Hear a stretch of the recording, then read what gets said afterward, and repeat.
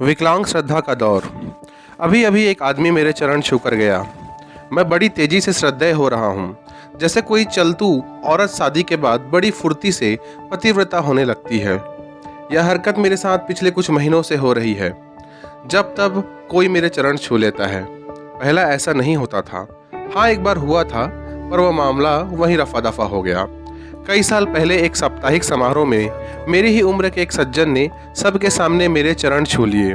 वैसे चरण छूना अश्लील कृत्य की तरह अकेले में ही किया जाता है, पर वह सज्जन सार्वजनिक रूप में ये कर बैठे तो मैंने आसपास खड़े लोगों की तरफ गर्व से देखा। तिलचट्टो, देखो मैं श्रद्धेय हो गया हूँ, तुम घिसते रहो कलम। पर तभी उस श्रद्धालु ने मेरा पानी उतार दिया। उसने कहा, अपना तो यह नियम है कि गौ, ब्राह्मण, कन्या के चरण जरूर छूते हैं। यानी उसने मुझे बड़ा लेखक नहीं माना था, बामहन माना था। श्रद्धेय बनने की मेरी इच्छा तभी मर गई थी। फिर मैंने श्रद्धेयों की दुर्गति भी देखी। मेरा एक साथी पीएचडी के रिसर्च कर रहा था। डॉक्टरेट अध्ययन और ज्ञान से नहीं, आचार्य कृपा से मिलती है। आचार्यों की कृपा से इतने डॉक्टर हो गए हैं कि बच्चे खेल खेल में पत्थर फेंकते हैं तो किसी डॉक्टर को लगता है। एक बार चौराहे पर यहाँ पथराव हो गया। 5 घायल अस्पताल में भर्ती हुए। वे 5 हिंदी के डॉक्टर थे। नर्स अपने अस्पताल के डॉक्टर को पुकारती, डॉक्टर साहब, तो बोल पड़ते थे, ये हिंदी के डॉक्टर हैं। मैंने खुद कुछ लोगों के चरण छूने के बहाने उनकी टांग खींची है। लंगोटी धोने के बहाने लंगोटी चुराई है। श्रद्धेय बनने की भयावह मैं समझ गया था, वरना मैं समर्थ हूँ। अपने आप को कभी का श्रद्धेय बना लेता। मेरे ही शहर में कॉलेज के एक अध्यापक थे। उन्होंने अपने नेम प्लेट पर खुद ही आचार्य लिखवा लिया था। मैं तभी समझ गया था कि इस फुहड़पन में महानता के लक्षण हैं। आचार्य बम्बई वासी हुए और वहां उन्होंने अपने आप को भगवान रजनीश बना डाला। आजकल वह फुहड़ से शुरू करके मान्यता प्राप्त भगवान है। मैं भी अगर नेम प्लेट के नाम के आगे पंडित लिखवा लेता तो कभी का पंडित जी कहलाने लगता। सोचता हूँ, लोग मेरे चरण अब क्यों छूने लगे हैं? यह श्रद्धा एकाएक कैसे पैदा हो गई? पिछले महीनों में मैंने ऐसा क्या कर डाला? कोई खास लिखा नहीं, कोई साधना नहीं की, समाज का कोई कल्याण भी नहीं किया, दाढ़ी नहीं बढ़ाई, भगवा भी नहीं पहना, बुजुर्गों की भी कोई नहीं आई। लोग कहते हैं ये वयोवृद्ध है और चरण छू लेते हैं। वे अगर कमीने हुए तो उनके कमीनेपन की उम्र भी 60-70 साल हुई। लोग वयोवृद्ध कमीनेपन के भी चरण छू लेते हैं। मेरा कमीनापन अभी श्रद्धा के लायक नहीं हुआ है।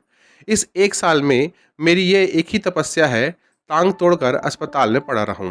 हड्डी जुड़ने के बाद भी दर्द के कारण टांग फुर्ती से समेट नहीं सकता। लोग मेरी इस मजबूरी का नाजायज फायदा उठाकर झट मेरे चरण छू लेते हैं। फिर आराम के लिए मैं तख्त पर लेटा ही ज्यादा मिलता हूँ। तख्त एक ऐसा पवित्र आसन है जिस पर लेटे दुरात्मा के भी चरण छूने की प्रेरणा होती है। क्या मेरी टांग में से दर्द की तरह श्रद्धा पैदा हुई है? तो यह विकलांग श्रद्धा है। जानता हूँ देश में जो मौसम चल रहा है उसमें श्रद्धा की टांग टूट चुकी है, तभी मुझे भी यह विकलांग श्रद्धा दी जा रही है। लोग सोचते होंगे इनकी टांग टूट गई है, यह असमर्थ हो गया, दयनीय है, आओ हम श्रद्धा दे दें। हाँ, बीमारी में श्रद्धा कभी कभी निकलती है। साहित्य और समाज के एक सेवक से मिलने मैं एक मित्र के साथ गया था। जब वह उठे तब उस मित्र ने उनके चरण छू लिए। बाहर आकर मैंने मित्र से कहा, यार तुम उनके चरण क्यों छूने लगे? मित्र ने कहा, तुम्हें पता नहीं है, उन्हें डायबिटीज हो गया है। अब डायबिटीज श्रद्धा पैदा करे तो टूटी टांग भी कर सकती है। इसमें कुछ अटपटा नहीं है। लोग बीमारी से कौन फायदे नहीं उठाते। मेरे एक मित्र बीमार पड़े थे। जैसे ही कोई स्त्री उन्हें देखने आती वह सिर पकड़कर कराहने लगते। स्त्री पूछती, क्या सिर में दर्द है? वह कहते, हाँ सिर फट पड़ता है। स्त्री सहज ही उनका सिर दबाने लगती। उनकी पत्नी ने ताड़ लिया, कहने लगी, क्यों जी, अब कोई स्त्री तुम्हें देखने आती है तभी तुम्हारा सिर दर्द क्यों दुखने लगता है? उसने जवाब में माकूल दिया, कहा, तुम्हारे प्रति मेरी इतनी निष्ठा है कि पर स्त्री को देखकर मेरा सिर दुखने लगता है। जान प्रीत रस इतनेहु माही। श्रद्धा ग्रहण करने की भी एक विधि होती है। मुझसे सहज ढंग से कभी श्रद्धा ग्रहण नहीं होती। अटपटा जाता हूँ। कभी पार्ट टाइम श्रद्धेय ही हूँ। कल 2 आदमी आए। वे बात करके जब उठे, एक ने मेरे चरण छूने को हाथ बढ़ाया। हम दोनों ही नौसिखिए। उसे चरण छूने का अभ्यास नहीं था, मुझे छुआने का नहीं। जैसा भी बना उसने चरण छू लिए, और दूसरा आदमी दुविधा में था। वह तय नहीं कर पा रहा था कि मेरे चरण छुएं या नहीं। मैं भिखारी की तरह से देख रहा था। वो थोड़ा सा झुका, मेरी आशा उठी, पर वही फिर सीधा हो गया। मैं बुझ गया। उसने फिर जी कड़ के कोशिश की, थोड़ा झुका, मेरे पाँव में फड़कन उठी, फिर वह असफल रहा। वह नमस्ते करके ही चला गया। उसने अपने साथी से कहा होगा, तुम भी यार कैसे टुच्चों के चरण छूते हो।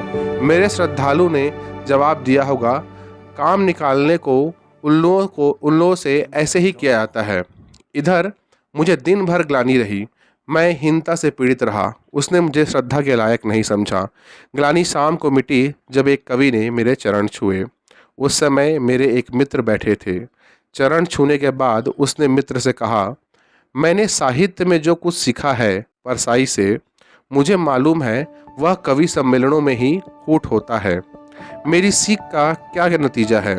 मुझे शर्म से अपने आप को जूता मार लेना था, पर मैं खुश था। उसने मेरे चरण छू लिए थे।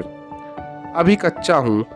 पीछे पड़ने वाले तो पतिव्रता को भी चिनाल बना देते हैं। मेरे ये श्रद्धालु मुझे पक्का श्रद्धे बनाने पर तुले हैं। पक्के सिद्ध श्रद्धे मैंने देखे हैं। सिद्ध मकर ध्वज होते हैं। उनकी बनावट ही अलग होती है। चेहरा, आंखें खींचने वाली, पाँव ऐसे कि बरबस आदमी झुक जाए। पूरे व्यक्तित्व पर श्रद्धेय लिखा होता है। मुझे ये बड़े बॉडम लगते हैं, पर ये पक्के श्रद्धेय होते हैं।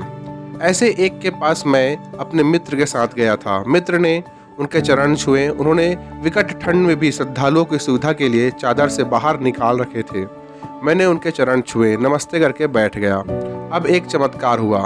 होना यह था कि उन्हें हीनता का बोध होता है कि उन्हें श्रद्धा के योग्य नहीं समझा।